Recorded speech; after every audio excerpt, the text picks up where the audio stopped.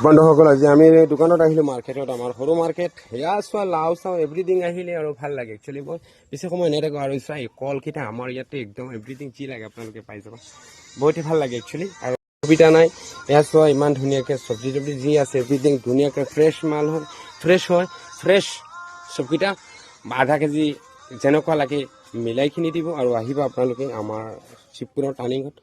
একদম এভৰিথিং চব বস্তু পোৱা যায় গতিকে আহিব আপোনালোকে আৰু আসমানৰ ভিউ দেখিছে ইমানে ভাল লাগিছে একচুৱেলি বন্ধুসকল আৰু আমি এয়া চোৱা